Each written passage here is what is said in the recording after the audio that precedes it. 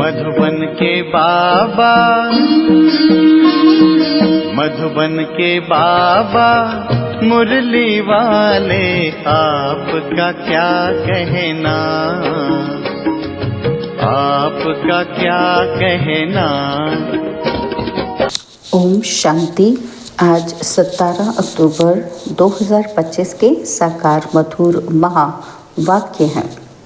आज मीठे मीठे बापा दादा बोले, मीठे बच्चे, जैसे बाप भविष्य 21 जन्मों के लिए सुख देते हैं, वैसे आप बच्चे भी बाप के मददगार बनो, प्रीत बुद्धि बनो, दुख देने का ख्याल कभी भी ना आए। बाबा ने कहा, मीठे बच्चे, जैसे बाप भविष्य 21 जन्मों के लिए सुख देते हैं, वैसे आप बच्चे भी बाप के मददगार बनो, प्रीत बुद्धि बनो, दुख देने का कभी भी ख्याल ना आए। बाबा ने आज प्रश्न पूछा कि तुम रूप बसंत बच्चों का कर्तव्य क्या है, तुम्हें बाप की कौन सी शिक्षाएं मिली हुई हैं। उत्तर में बाबा ने समझाया, तुम रूप बसंत बच्चों का कर्तव्य है मुख से सदैव रत्न निकालना। तुम्हारे मुख से कभी पत्थर नहीं निकलने चाहिए। सर्व बच्चों प्रति बाप की शिक्षा है कि बच्चे आपस में कभी एक दो को तंग नहीं करना, गुस्सा नहीं करना। यह आसरी मनुष्य का काम है। और मनसा में कभी किसी को दुख देने का ख्याल ना आए। निंदा, स्तुति, मान, अपमान सब कुछ सहन करना।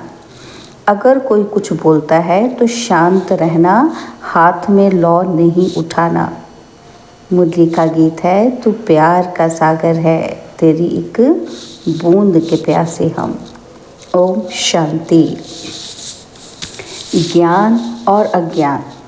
तुम बच्चों में अभी ज्ञान है।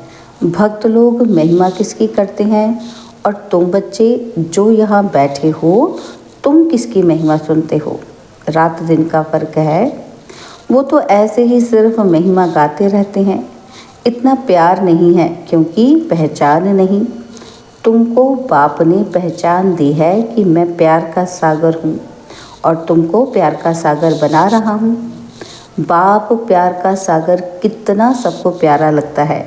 वहाँ भी सब एक दो को प्यार करते हैं और यह तुम यहाँ सीखते हो।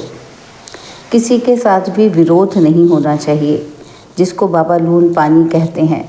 अंदर में किसी के लिए नफ़रत नहीं होनी चाहिए। नफ़रत करने वाले कलयुगी नरकवासी हैं। जानते हो, हम सब भाई बहन हैं। शांति धाम में हैं तो भाई भाई हैं, और यहाँ जब कर्म क्षेत्र पर पाठ बजाते हैं तो भाई बहन हैं। ईश्वरीय संतान है, ईश्वर की महिमा है। वो ज्ञान का सागर, प्रेम का सागर है, यानी सबको सुख देते हैं। तुम सब दिल से पूछो, जैसे बाप भविष्य 21 जन्मों के लिए सुख देते हैं, वैसे हम भी वह कार्य करते हैं। अगर बाप के मददगार नहीं बनते, प्यार नहीं करते, एक दो से प्रीत नहीं है, विपरीत बुद्धि होकर रहते हैं, तो विषयंती हो जाते हैं। विपरीत बुद्धि होना आसुरों का काम है। अपने को ईश्वरीय संप्रदाय कहलाकर फिर एक दो को दुख देना, उनको असुर कहा जाता है। तुम बच्चों को किसी को भी दुख नहीं देना है। तुम हो ही दुख हरता, सुख करता बाप के बच्चे, तो दुख देने का ख्याल भी तुमको नहीं आना चाहिए। वह तो है ही आसुरी संप्रदाय, ना कि ईश्वरीय संप्रदाय, क्योंकि देह अभिमानी है। वह कभी याद की यात्रा में रह ना सके। याद की यात्रा बिगड़ कल्याण होना नहीं है। वर्षा देने वाले बाप को तो ज़रूर याद करना है, तो विकर्म विनाश होंगे। आधा कल्प तो एक दो को दुख देते आए हो, एक दो में लड़ते तंग करते रहते हैं, यह आसुरी संप्रदाय में गिने जाते हैं। भल पुरुषार्थी हैं तो भी कब तक दुख देते रहेंगे। इसलिए बाबा कहते हैं, अपना चार्ट रखो। चार्ट रखने से मालूम पड़ेगा हमारा रजिस्टर सुधरता जाता है या वही असुरी चलन है। बाबा सदैव कहते हैं, कभी किसी को दुख ना दो। निंदा, स्तुति, मान, अपमान, ठंडी गर्मी सब सहन करना है। कोई ने कुछ कहा तो शांत रहना चाहिए। ऐसे नहीं कि उनके लिए दो वचन और कह देना है। कोई किसको दुख देते हैं तो उनको बाप समझाएंगे ना। बच्चे बच्चों को नहीं कह सकते। अपने हाथ में लॉ नहीं लेना है। कुछ भी बात है तो बाप के पास आना है। गवर्नमेंट में भी कायदा है कि कोई एक दो को घूसा नहीं मार सकते, कंप्लेन कर सकते हैं। लॉ उठाना गवर्नमेंट का काम है और तुम भी गवर्नमेंट के पास जाओ। हाथ में लॉ नहीं लो। यह तो है ही अपना घर। इसलिए बाबा कहते हैं रोज़ कचहरी करो। ये भी समझते नहीं है कि शिव बाबा ऑर्डर करते हैं। बाबा ने कहा है हमेशा समझो शिव बाबा सुनाते हैं। ऐसे मत समझो कि ब्रह्मा सुनाते हैं। हमेशा शिव बाबा ही समझो तो उनकी याद रहेगी। यह शिव बाबा ने रथ लिया है तुमको ज्ञान सुनाने के लिए। सतो प्रधान बनने का रास्ता बाप समझा रहे हैं। वह है गुप्त, तुम हो प्रत्यक्ष। जो भी डायरेक्शन निकलते हैं समझो शिव बाबा की हैं तो तुम सेफ रहेंगे। तुम बाबा बाबा शिव को ही कहते हो।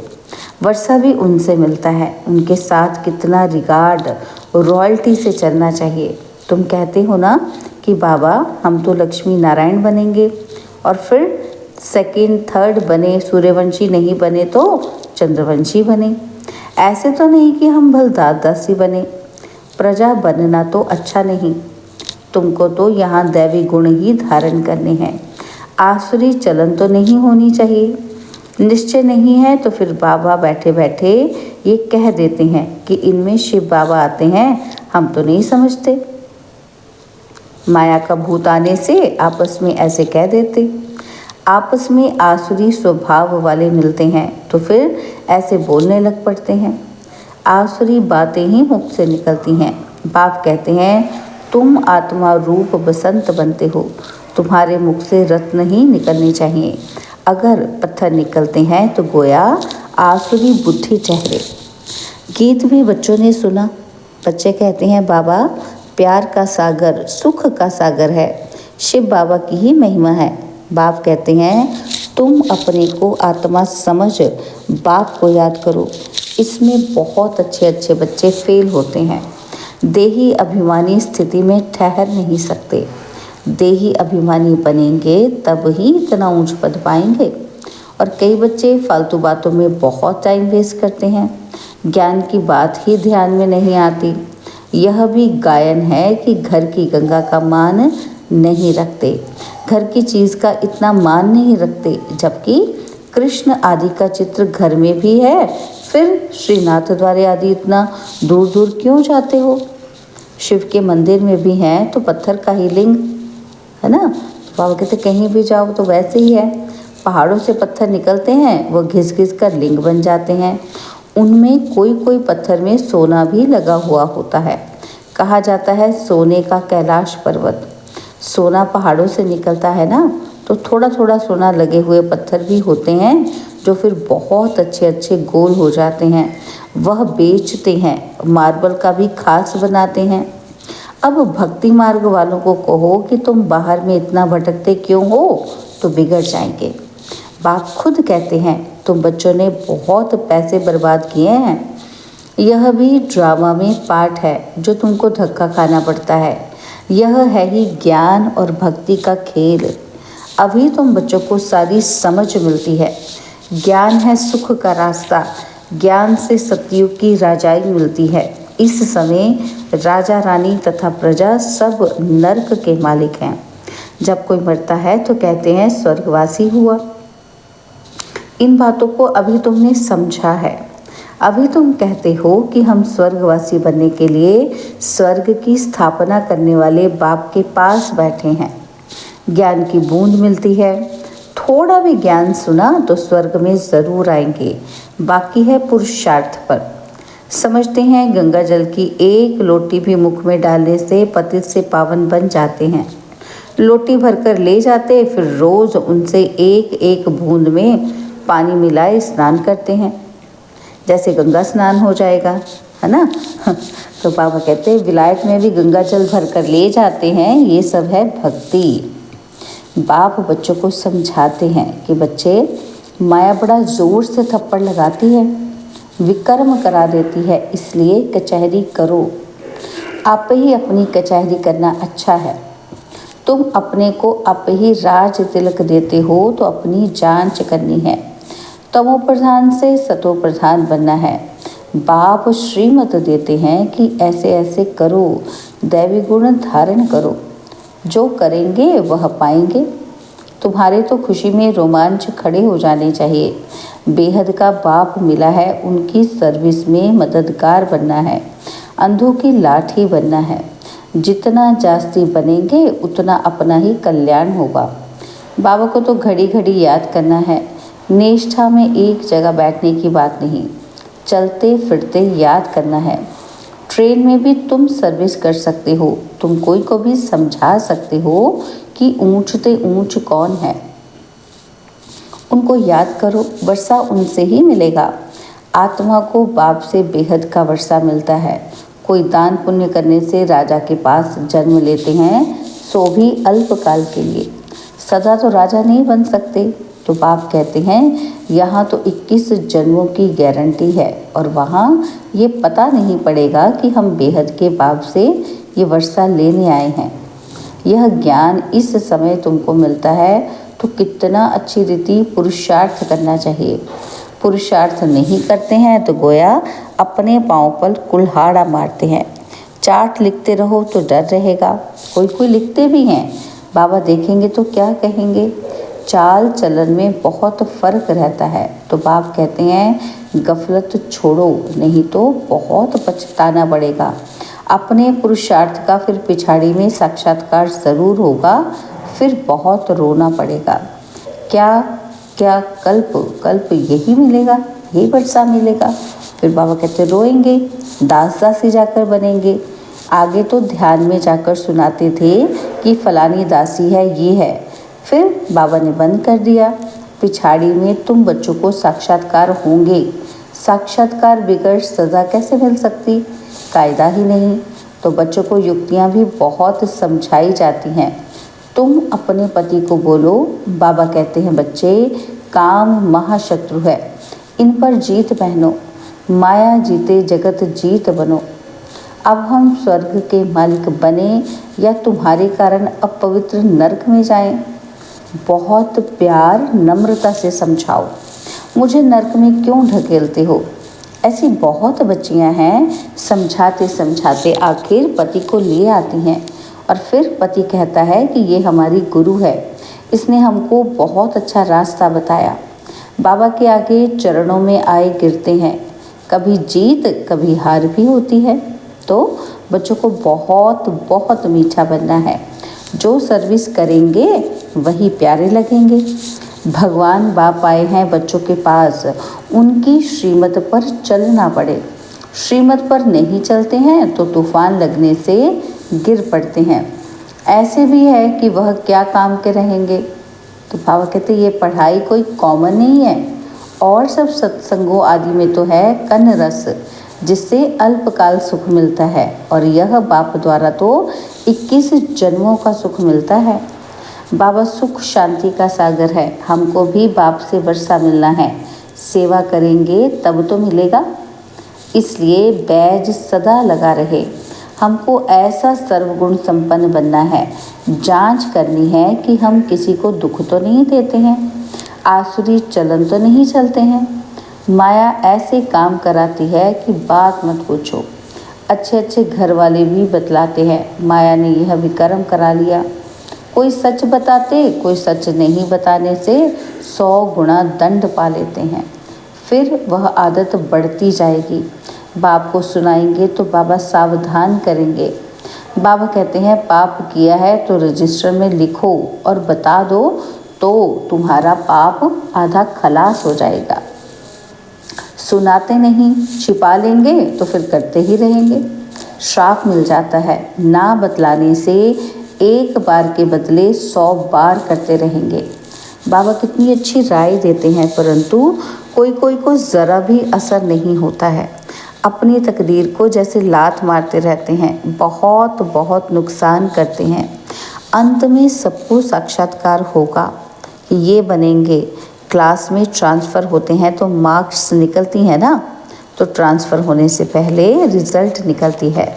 तुम भी अपनी क्लास में जाते हो तो मार्क्स का पता पड़ेगा, फिर बहुत ज़ार ज़ार रोएंगे, फिर क्या कर सकेंगे? रिज़ल्ट तो निकल गई ना, तो जो तकदीर में था वो ले दिया। बाप सब बच्चों को सावधान करते हैं, कर्मातीत अवस्था अभी हो न सके। कर्मातीत अवस्था हो जाए तो फिर शरीर छोड़ना पड़े। अभी कुछ न कुछ विकर्म रहे हुए हैं, हिसाब किताब है, इसलिए योग पूरा नहीं लगता है। अभी कोई भी नहीं कह सकते कि हम कर्मातीत अवस्था में हैं। नज़दीक आने से फिर बहुत निशानियां दिखाई पड़ेंगी। सारा मदार तुम्हारी अवस्था पर और विनाश पर है। तुम्हारी पढ़ाई पूरी होने पर होगी तो फिर देखेंगे कि लड़ाई सिर पर खड़ी है। अच्छा, मीठे मीठे सिकिलदे बच्चों प्रति माता पिता बाप दादा का याद, प्यार और गुड मॉर्निंग। रूहानी बाप की रूहानी बच्चों को नमस्ते। हम रूहानी बच्चों की रूहानी बाप दादा जी को दिलवा जान सिकवा प्रेम से नमस्ते। ओम शांति। प्यारे बाबा, मीठे बाबा, मेरे बाबा, शुक्रिया बाबा, शुक्रिया बाबा, शुक्रिया। धारणा के लिए मुख्य सार है। पहला पॉइंट है, माया के वश होकर कोई भी आसुरी चलन नहीं चलनी है। अपनी चलन का रजिस्टर रखना है। ऐसा कोई कर्म नहीं करना है जो पश्चाताप करना पड़े। और सेकंड पॉइंट है, बहुत बहुत प्यार और नम्रता से सेवा करनी है। मीठा बनना है, मुख से आसुरी बोल नहीं निकालने हैं। संग की बहुत बहुत संभाल करनी है, श्रीमत पर चलते रहना है। बाबा ने आज हमें वरदान दिया, संगठित रूप से एक रस स्थिति के अभ्यास द्वारा विजय का नगाड़ा बजाने वाले एवर रेडी भव। संगठित रूप में एक रस स्थिति के अभ्यास द्वारा विजय का नगाड़ा बजाने वाले एवर रेडी भव। विश्व में विजय का नगाड़ा तब बजेगा जब सभी के सब संकल्प एक संकल्प में समा जाएंगे। संगठित रूप में जब एक सेकंड में सभी एक रस स्थिति में स्थित हो जाएं, तब कहेंगे एवर रेडी। एक सेकंड में एक मत, एक रस स्थिति और एक संकल्प में स्थित होने की निशानी अंगुली दिखाई है, जिस अंगुली से कलयुगी पर्वत उठ जाता है। इसलिए संगठित रूप में एक रस स्थिति बनाने का अभ्यास करो, तब ही विश्व के अंदर शक्ति सेना का नाम बाला होगा। स्लोगन, श्रेष्ठ पुरुषार्थ में थकावट आना यह भी आलस्य की निशानी है। श्रेष्ठ पुरुषार्थ में थकावट आना यह भी आलस्य की निशानी है। बाबा के व्यक्त इशारे, स्वयं और सर्व के प्रति मनसा द्वारा योग की शक्तियों का प्रयोग करो। तो बाबा ने कहा, आप अपनी आत्मिक दृष्टि से अपने संकल्पों को सिद्ध कर सकते हो। क्या कहा बाबा ने? आप अपनी आत्मिक दृष्टि से अपने संकल्पों को सिद्ध कर सकते हो। वह रिद्धि सिद्धि है अल्पकाल की, लेकिन याद की विधि से संकल्पों और कर्मों की सिद्धि है अविनाशी। वह रिद्धि सिद्धि यूज़ करते हैं और आप याद की विधि से संकल्पों और कर्मों की सिद्धि प्राप्त करो। अच्छा, ओम शांति।